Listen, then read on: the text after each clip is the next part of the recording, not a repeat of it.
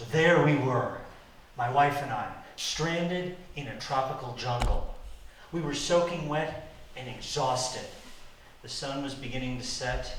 My wife was injured and could barely walk, but somehow we had to get out of there before it got dark, because at night we could likely be victims of a rare creature I didn't even know existed until recently, the Hawaiian hillbilly.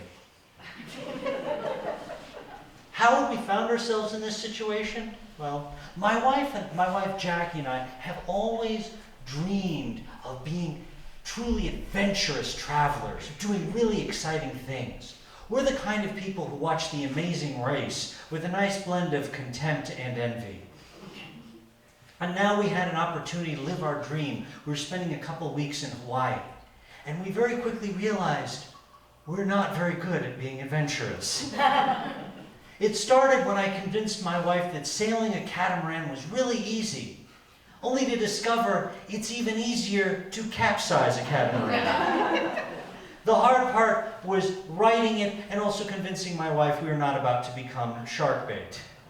Our misadventures continued after we had done Maui's famous scenic drive, the road to Hana. And rather than to get back to our hotel, rather than follow the front desk suggested route, we decided to make our own way by looking at the map and finding a route that the map assured us was semi-paved. Several hours of driving later, it was the middle of the night. We were completely lost. We pulled over to the side of the road to try and get our bearings. And my wife turned to me and said, "Something just moved next to the car." I tried to reassure her in typical horror movie fashion. It was just the wind, when something moved on against my side of the car. Frantic, I turned on the car to get out of there, only to realize there was a huge black shape in front of us. My wife and I looked in terror, and then the night was cut by a blood-curdling moo. We had somehow driven into the middle of a cow pasture. Now we were on the Big Island, and we were determined to do something out of the way and far from all the tourists. So we looked in the guidebook, and there the guidebook said, if you're interested in doing something different and away from all the tourists, check out the Waipio Valley, a secluded spot which has rainforest, waterfalls, and lovely black sand beaches. It sounded perfect. Then the guidebook went on to say, if you visit, please plan to hike into the valley. Do not attempt to drive, as there is only one very steep road in. And also, if you leave your vehicle unattended in the valley, it will likely be vandalized and stripped for parts. What?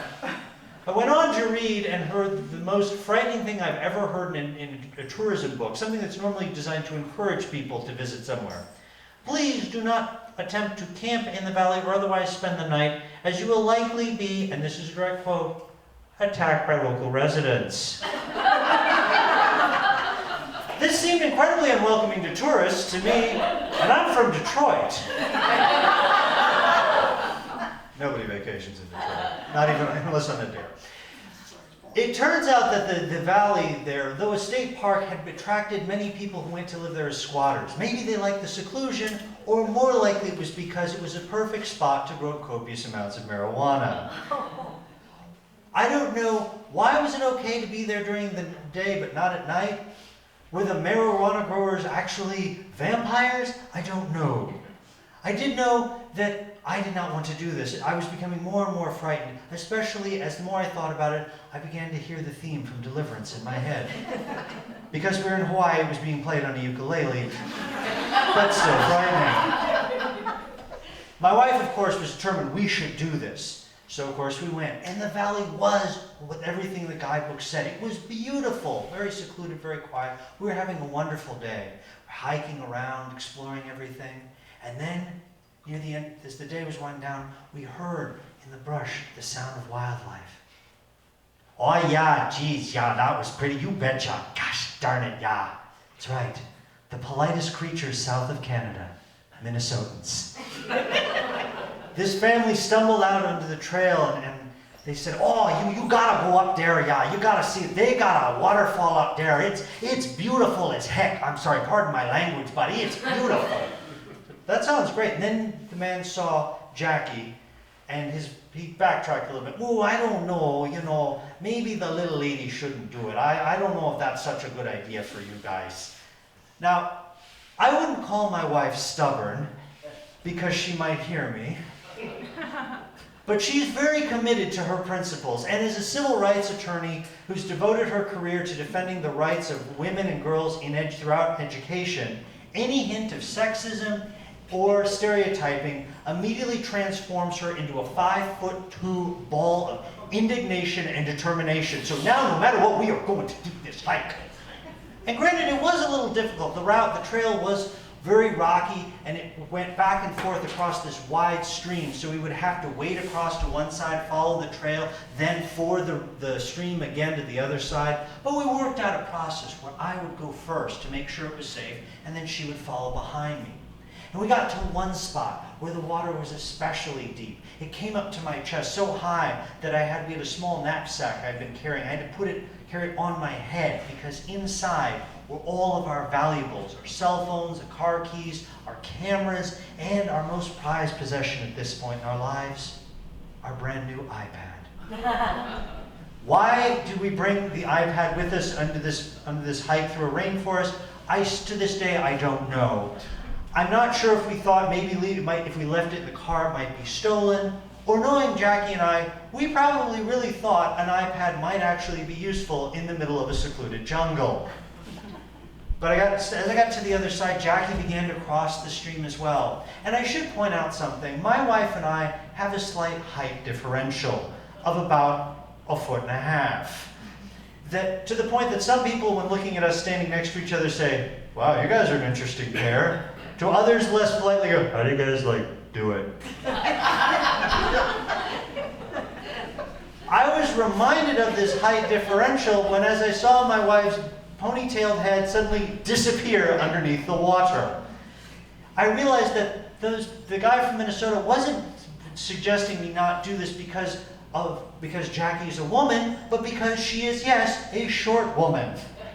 I went to go help her, and she came up spluttering, and just like a mama bear determined to protect her cubs at all costs, the first thing out of her mouth was, "Oh, save the iPad!"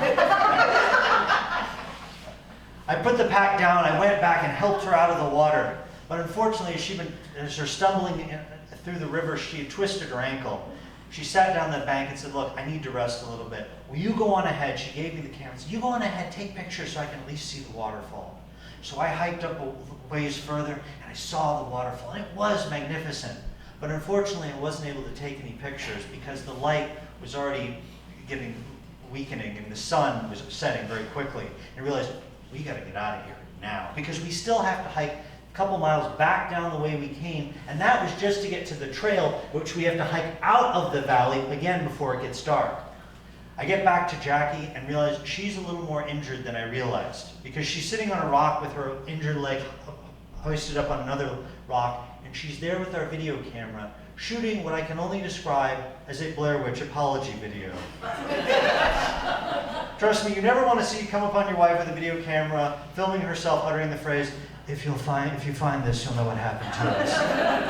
"What are you doing?" She's like, I thought something happened to you. You were gone a while. I was trying to get a picture. I said, "Honey, we've got to go." I know, it's getting dark. She's having trouble walking. She keeps trying. I said, "Look, let me try carrying you."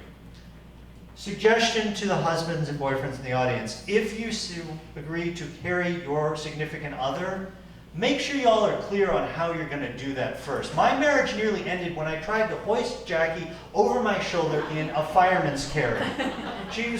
As her head started to go over my shoulder, "What the hell are you doing?" I said, "I'm carrying you." She's like, "I thought you were going to carry me like a baby," or as she put it, bodyguard style. I said, "Honey, we got to, Kevin Costner only had to carry Whitney Houston out of that nightclub. I have to carry you several miles. I can't do it like this." We compromised on me acting like more or less as a huge crutch. She put most of her weight on her, and then we grabbed a tree branch she tried to use as a cane, which we laughed nervously that this would make a great souvenir if we made it out of this. The iPad actually was useful, as it acted like a flash we were able to use as a flashlight, as now between the tree cover and the twilight, it was almost completely dark in this forest. We made it back down to the main trail and realized now that it was almost complete. It was now dark. We turned off the iPad and began to make our way back up towards the mouth of the valley.